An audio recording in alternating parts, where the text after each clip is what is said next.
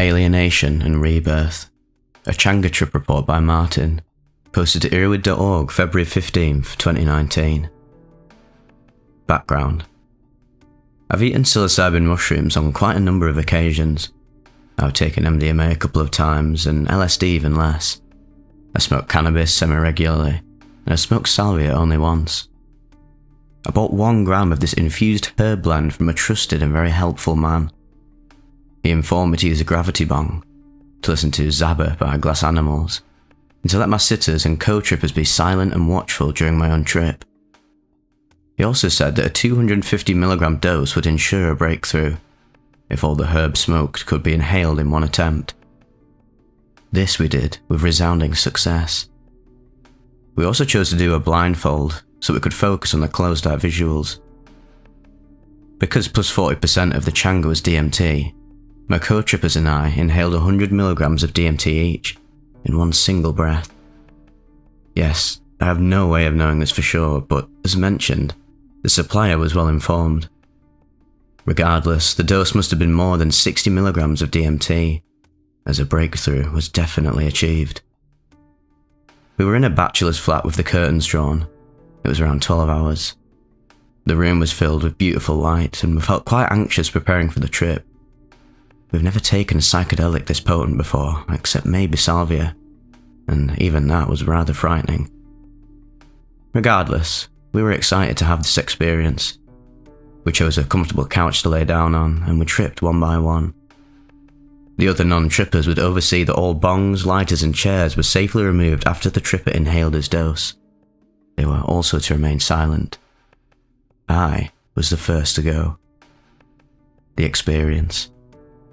I inhaled the whole 2-litre bottle of smoke, put the blindfold over my eyes, and laid back into the couch. Within seconds, I felt lightheaded, and that feeling only intensified as time went on. I exhaled and was pulled out of my body at a great speed. Immediately, I wondered what was happening. I completely forgot that I smoked Changa, or that I even had a body to begin with. I thought of friends that told me that they are afraid of losing control. And this made me think that I'm definitely not in control right now. There appeared a tunnel of sorts, and I felt that I was moving through it. I then found myself in a space that was occupied with other people. I say people because they felt simultaneously like strangers and yet familiar in some way. I could identify with them, but not wholly. It was as if I was one of them in some way. Regardless, we held hands or put our arms around each other and made a circle with our arms and bodies. In this circle was the tunnel mentioned before. It was full of colour and fractal patterns that either emanated or coalesced in the centre of this spiral tunnel. Now, this is where things get a bit confusing, and chronology may be difficult to establish. I had the sense that these people showed me my own life. That in the centre of the spiral tunnel was my waking life, and that I was now looking at it from the outside. The people asked what I thought of what I saw. I felt like I was essentially being the judge of my very own life. I felt, more than saw, all the harm that I was creating in my life, and it was terrible to look at. When I tried to turn and look away, I only turned into the same tunnel with the same visions. Somewhere during this part of the experience, I felt supremely alienated from my own waking life. I tried to think of myself in my own life, and I simply could not come to comprehend it. The concept of a living me felt inherently paradoxical. I felt trapped. The whole experience felt like a lifetime, and I could not escape it whatsoever. I asked the people what this meant, and they said, "It is what it is." I could not make sense of anything now, and I felt like I was losing my mind. I realised then that the only way forward was to accept that I simply could not understand what was going on. And I then began to giggle at the absurdity of it all. That I was both here in this space and there in waking life, and yet neither here nor there. I felt a desire to wake up, so I opened my eyes. Through the gap between the blindfold and my nose, I could see a yellow ladybug that was glued to the mirror in front of me. This was comforting. I breathed in, and the cool air never felt more refreshing than that moment. My mouth felt gooey, as if it was filled with syrup. Still periodically closing my eyes, going from the other world to waking reality, I realised that we all just want the same simple things. A warm bed, a full belly, a person to share one's life with. The people then asked me what I found to be most important within my life. And to summarise, I saw family, both the one wherein I originated, and also the one which I will someday create. I saw life as a precious gift, one that should not be squandered.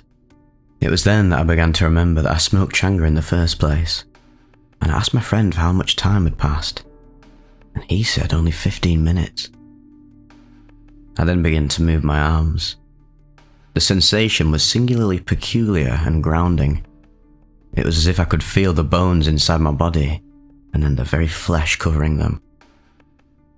I cannot describe the joy I had of being in my body once again. To use a potentially worn-out phrase, I had the keen sense that I was reborn after all this. This was my first Changa session, and it was no doubt the most frightful and profound experience I have ever had.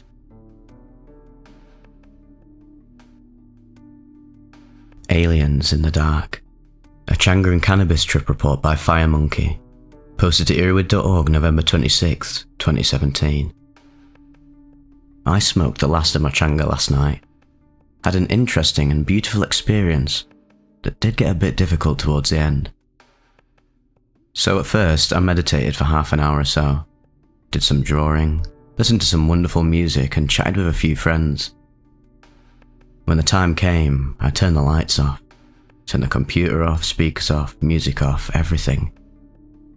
Beforehand, I had loaded what was left of my Changa into a bowl on top of some ground weed, which in my eyes was 2 nice small trips worth. I've not been weighing the Changa, as I don't know the percentage of DMT in it. I've just been eyeing it up using the small lid to the vial it's been in. I started out with a tiny pinch, and eventually worked out that filling the lid 3/4 full was a nice hit. This was about a lid and a half. I sprinkled some more weed on top to try and protect the Changa from the flames. Smoking it was amusing in retrospect.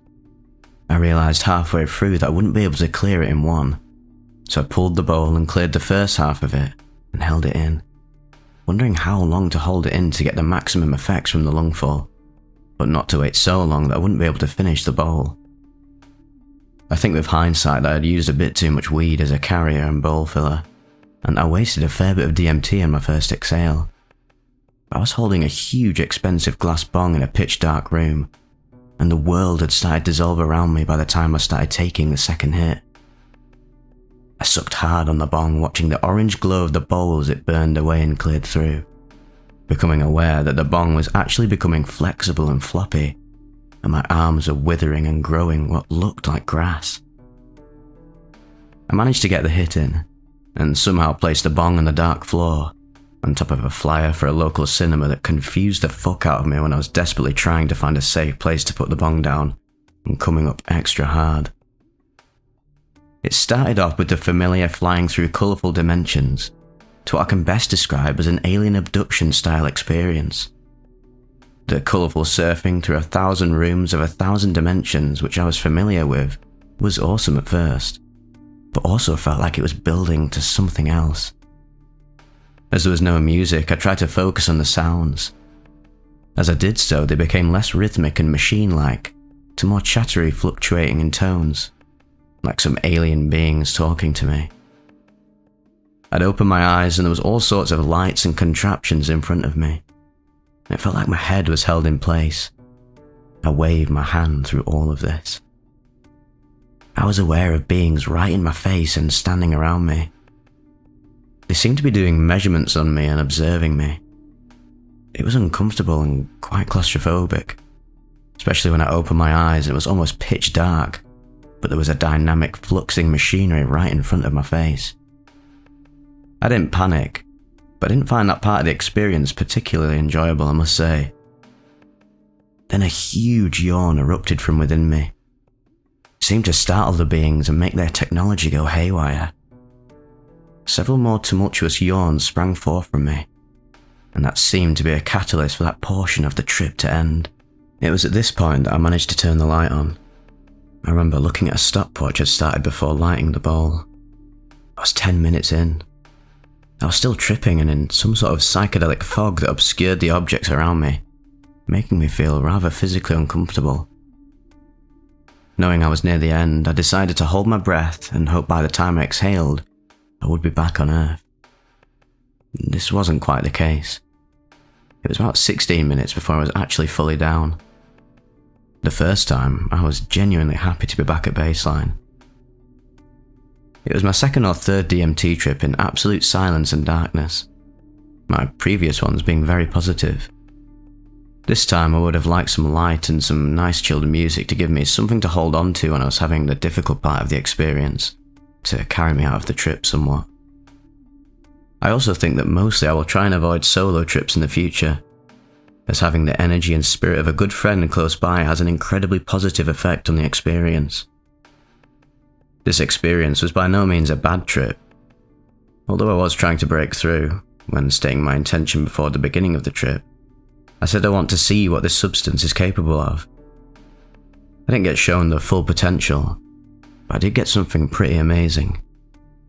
It was at worst a 50-50 positive and negative, and has left me with more questions than I had than when I went in. But still, it was an interesting and challenging experience, I must say, and I will be taking DMT again. But I think I need to work on my ritual and method of administration considerably before then. Life Weavers of a Serpent Being, a Changa trip report by Mickey, posted at earwid.org May 4th, 2017. It was a warm summer's night, New Year's Eve. A close friend and I were camping out in the bushes by a beautiful river, sitting inside a cozy tent. And this is where I had my very first DMT breakthrough. My friend had his trip first, and it didn't seem too comfortable for him. He came out of the trip urging me not to do it, and warning me of the fear he felt. But I was determined to try it, and so I did. I inhaled the harsh plastic-scented smoke. I breathed it in and in until I could breathe no longer. I saw fire straight away. Explosive, bright, wonderful sparks of fire before my closed eyes. And when I opened my eyes, the tent walls were crawling with hexagonal patterns, like a moving magical snakeskin. I closed my eyes again, and suddenly I was there. Everything was so detailed and intricate and mind-blowingly beautiful that I couldn't possibly recreate it on paper with paints like I planned to do. All I knew is that I'd been there before. It was so beautifully familiar, like cogs of clockwork working together to form life itself. But not cogs or clockwork at all. Beings. Beings unlike anyone has described or depicted before. And they were all working together. They all had their place and their reason, all putting the pieces where they should be, working together to form the fabric of life. And I was an onlooker, whom they welcomed back without words. It was a beautiful and free feeling. All these beings were working to produce a life, and then I saw the life being born in the form of an animal that I'd never seen before. It resembled a large snake.